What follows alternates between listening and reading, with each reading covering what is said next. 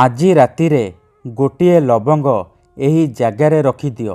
Guarantee ଦେଉଛି ସେ ନାରୀ 2 ମିନିଟ୍ରେ ତୁମ ପାଖକୁ ଆସିବ। ଯାହା କହିବେ ତାହା କରିବ। ଆଜ୍ଞା ହଁ, ଯଦି ଆପଣ କେଉଁ ଝିଅ ବା ବିବାହିତା ନାରୀକୁ ମନେ ମନେ ଭଲ ପାଉଛନ୍ତି, ତାର ସୁନ୍ଦରତାକୁ ଦେଖି ତା ଆଡ଼କୁ ଆକର୍ଷିତ ହେଉଛନ୍ତି, ତାକୁ ପଟେଇ ତାଠାରୁ ନିଜର ମନ ମୁତାବକ କାମ ହାସଲ କରିବାକୁ ଚାହୁଁଛନ୍ତି, ତେବେ ଆଜି ରାତିରେ ଶୋଇବା ପୂର୍ବରୁ ଗୋଟିଏ ଲବଙ୍ଗ ଏହି ଜାଗାରେ ରଖିଦିଅନ୍ତୁ।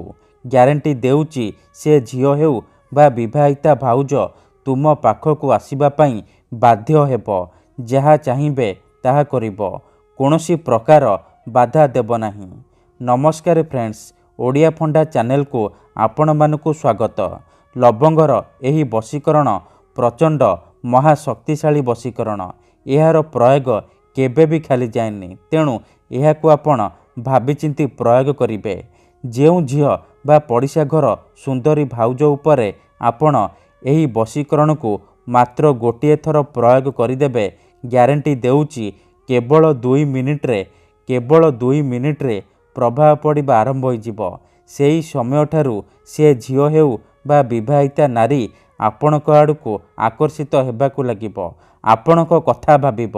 ଆପଣଙ୍କ ପାଖକୁ ଆସିବା ପାଇଁ ଛଟପଟ ହେବ। ଯେପର୍ଯ୍ୟନ୍ତ ଆପଣଙ୍କ ପାଖକୁ ଆସିନି, ଆପଣଙ୍କ ସହିତ ସମ୍ପର୍କ ରଖିନି, ସିଏ ଗୋଟେ ମୁହୂର୍ତ୍ତ ବି ରହିପାରିବନି। ଏହି ବଶୀକରଣ ସାହାଯ୍ୟରେ ଆପଣ ଶାଶୁ, ନଣନ୍ଦ, ଦିଅର, ଭାଉଜ କାହାକୁ ବି ନିଜ ବଶରେ କରିପାରିବେ। ଆଉ ତାଠାରୁ ନିଜର ମନ ମୁତାବକ କାମ ହାସଲ କରିପାରିବେ। କିମ୍ବା ଯଦି କେଉଁ ଝିଅ ଆପଣଙ୍କୁ ଧୋକା ଦେଇଛି, ଛାଡ଼ି ପଳେଇଛି, ଆପଣଙ୍କ ସହିତ କଥା ହେଉନି, ଆପଣଙ୍କ ନମ୍ବର ବ୍ଲକ୍ କରିଦେଇଛି, ଅନ୍ୟ କାହା ସହିତ କଥା ହେଉଛି, ଅନ୍ୟ କାହାକୁ ଭଲ ପାଉଛି, ଆଉ ଆପଣ ନିଜ ପ୍ରେମକୁ ଫେରି ପାଇବାକୁ ଚାହୁଁଛନ୍ତି, ତେବେ ଆଜି ରାତିରେ ଶୋଇବା ପୂର୍ବରୁ ଗୋଟିଏ ଲବଙ୍ଗ ଏହି ଜାଗାରେ ରଖିକି ଦେଖନ୍ତୁ।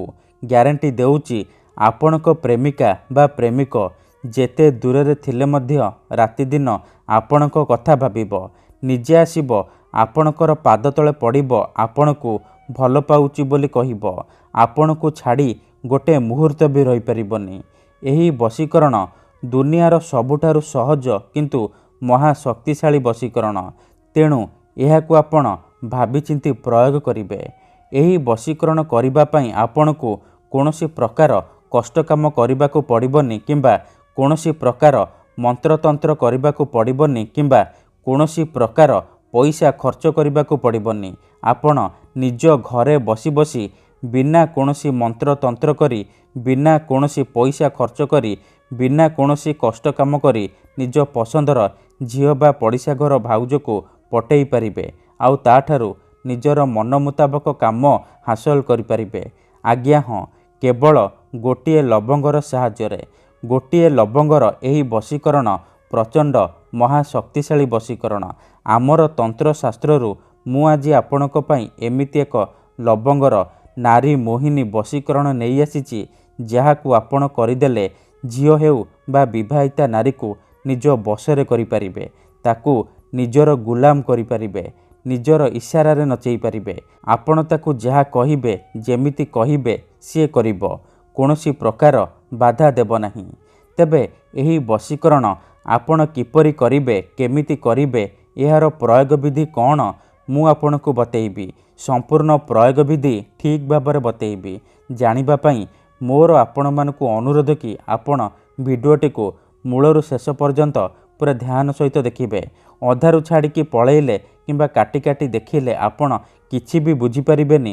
ପରେ ଆପଣ କମେଣ୍ଟ କରିବେ, ଗୁରୁଜୀ ଆପଣଙ୍କର ବଶୀକରଣ କାମ କରୁନି। ଦେଖନ୍ତୁ, ଯେଉଁପରି ଆପଣ ଭଗବାନଙ୍କୁ ମାନୁଛନ୍ତି, ଭଗବାନଙ୍କ ଉପରେ ବିଶ୍ୱାସ ରଖିଛନ୍ତି, ନିଜର ସବୁ ଦୁଃଖ କଷ୍ଟ ଅସୁବିଧା ଭଗବାନଙ୍କୁ ଜଣାଉଛନ୍ତି, ଯଦି ସେ ଅସୁବିଧାର ସମାଧାନ ନ ହେଲା, ତାର ମାନେ ନୁହେଁ କି ଭଗବାନ ନାହାନ୍ତି। ସେହିପରି ତନ୍ତ୍ର ମନ୍ତ୍ର ହୁଏ, ବଶୀକରଣ କାମ କରେ, କିନ୍ତୁ ଏହାକୁ ଆପଣଙ୍କୁ ସିଦ୍ଧ କରିବାକୁ ପଡ଼ିବ। ପ୍ରୟୋଗ ବିଧିକୁ ଠିକ୍ ଭାବରେ କରିବାକୁ ପଡ଼ିବ। ମୁଁ ଆପଣଙ୍କୁ ଯେମିତି ବତେଇବି ଆପଣଙ୍କୁ ଠିକ୍ ସେହିପରି କରିବାକୁ ପଡ଼ିବ। ତେବେ ଯାଇ ମୁଁ ଆପଣଙ୍କୁ ଗ୍ୟାରେଣ୍ଟି ଦେଉଛି ଆପଣ ଯାହାକୁ ଚାହିଁବେ ତାକୁ ନିଜ ବଶରେ କରିପାରିବେ। ନିଜ ପ୍ରେମରେ ଦିବାନୀ କରିପାରିବେ। ଠିକ୍ ଅଛି। ତେବେ ବିଧିଟି ଜାଣିବା ପୂର୍ବରୁ ମୋର ଆପଣମାନଙ୍କୁ ଗୋଟିଏ ଅନୁରୋଧ କି ଯଦି ଆପଣ ଆମ ଚ୍ୟାନେଲକୁ ନୂଆ ଆସିଛନ୍ତି ତେବେ ଦୟାକରି ଚ୍ୟାନେଲକୁ ସବସ୍କ୍ରାଇବ୍ କରି ପାଖରେ ଥିବା ବେଲ୍ ଆଇକନ୍କୁ ମଧ୍ୟ ଦବାଇ ଦିଅନ୍ତୁ, ଯାହାଦ୍ୱାରା ଆମେ ଯେଉଁ ବି ଭିଡ଼ିଓ ଅପଲୋଡ଼ କରିବୁ ସର୍ବପ୍ରଥମେ ଆପଣ ଦେଖିପାରିବେ। ତେବେ ମନେ ରଖନ୍ତୁ, ଏହି ବଶୀକରଣ ବିଧିକୁ ଆପଣ କେବଳ ଶୁକ୍ରବାର ଦିନ କରିବେ। ରାତିରେ ଶୋଇବା ପୂର୍ବରୁ କରିବେ। ବିଧିଟି କରିବା ପୂର୍ବରୁ ଭଲ ଭାବରେ ହାତ ଗୋଡ଼ ମୁହଁ ଧୋଇକି ସଫା ବସ୍ତ୍ର ପିନ୍ଧିକି ଆପଣ ଏହି ବଶୀକରଣ ବିଧିକୁ ଆରମ୍ଭ କରିବେ। ଠିକ୍ ଅଛି। ପ୍ରଥମେ ଆପଣ କ'ଣ କରିବେ, ଯେତେବେଳେ ରାତିରେ ଶୋଇବା ପାଇଁ ଯିବେ ଗୋଟିଏ ଲବଙ୍ଗ ଆଣିବେ, ଖଣ୍ଡେ ସାଧା କାଗଜ ଆଣିବେ, ଆଉ କଳା ରଙ୍ଗର କଲମ ଆଣିବେ, ଆଉ ଅଳ୍ପ ଟିକେ ଲାଲ ସିନ୍ଦୁର ଆଣିବେ। ଏତିକି ଜିନିଷ ଆଣିସାରିବା ପରେ ଆପଣ କ'ଣ କରିବେ, ନିଜର ଶୋଇବା ସେଜ ଉପରେ ବା ବିଛଣା ଉପରେ ପୂର୍ବ ଦିଗକୁ ମୁହଁ କରିକି ବସି ପଡ଼ିବେ। ଧ୍ୟାନ ରଖିବେ ଯେମିତି ଆପଣଙ୍କୁ କେହି ଦେଖିବେନି କିମ୍ବା ଅଧାରୁ ଡାକିବେନି। ତାପରେ ଯେଉଁ କାଗଜ ଆଣିଛନ୍ତି ସେ କାଗଜରେ କଳା କଲମର ସାହାଯ୍ୟରେ ପ୍ରଥମେ ଆପଣ ସେଇ ଝିଅ ବା ସ୍ତ୍ରୀର ନାମ ଲେଖିବେ ଯାହାକୁ ଆପଣ ନିଜ ବଶରେ କରିବାକୁ ଚାହୁଁଛନ୍ତି, ଆଉ ତା ପାଖରେ ଆପଣ ନିଜର ନାମ ଲେଖିବେ। ନାମ ଲେଖିସାରିବା ପରେ ଆପଣ ସେ କାଗଜରେ ଭଲ ଭାବରେ ସିନ୍ଦୁର ପକାଇଦେବେ, ଲାଲ ସିନ୍ଦୁର ପକାଇଦେବେ। ତାପରେ ଆପଣ କ'ଣ କରିବେ, ଯେଉଁ ଲବଙ୍ଗ ଆଣିଛନ୍ତି ସେ ଲବଙ୍ଗକୁ ଡାହାଣ ହାତରେ ମୁଠେଇକି ଧରିବେ, ଆଉ ଆଖି ବନ୍ଦ କରିକି ସେଇ ଝିଅ ବା ନାରୀକୁ ମନେ ମନେ ଭାବିବେ। ତାର ମୁହଁକୁ ନିଜ ମନରେ ଭାବିବେ। ତାପରେ 11 ଥର ସେଇ ଝିଅ ବା ସ୍ତ୍ରୀର ନାମ ଉଚ୍ଚାରଣ କରିବେ।